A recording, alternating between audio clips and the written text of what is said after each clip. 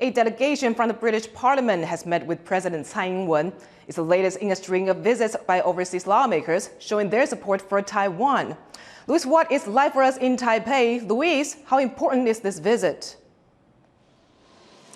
It's the latest in a stream of delegations in Europe and the United States that has come to Taiwan to talk trade and semiconductors, but also to show their support for Taiwan as it faces pressure from China, as China tries to squeeze its space on the international stage. So they're here to show that Taiwan still has international friends. Now, the delegations are all members of the Labour Party. That's Britain's main opposition party. And in a way, that's significant because the Labour Party is the favourite to win a general election that's expected to be called in Britain later this year. And they're expected to defeat the Conservatives, who've been in power since 2010. So while none of the members of the delegation have high-ranking roles in the Labour Party, it may be a good opportunity for officials here in Taiwan to try and get some insight into how a possible future Labour government may approach Taiwan and China. And what could a change of government in Britain mean for China and Taiwan?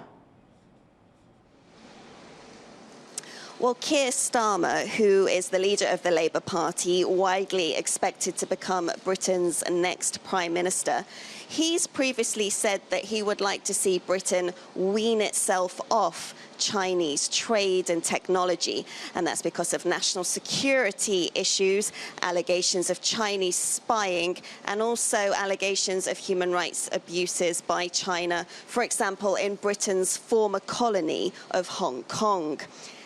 But that said, Labour's foreign policy spokesperson, David Lammy, he said it's important to engage with China.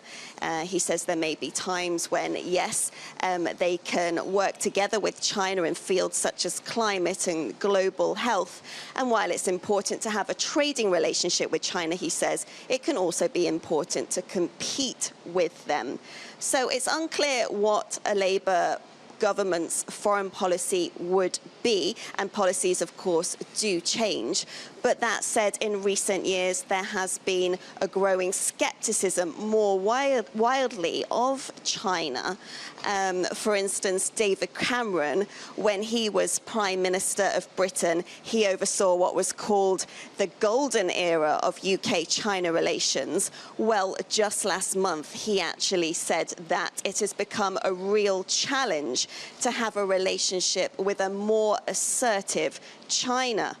And he also said, Cameron, he's now the foreign policy chief of the British government, he said they're very concerned about a possible Chinese invasion or blockade of Taiwan because of the calamitous effect it would have, not just on Taiwan, he said, but also the global economy. So what's clear, whoever is going to be the next government in London is probably going to be paying much more attention to this region.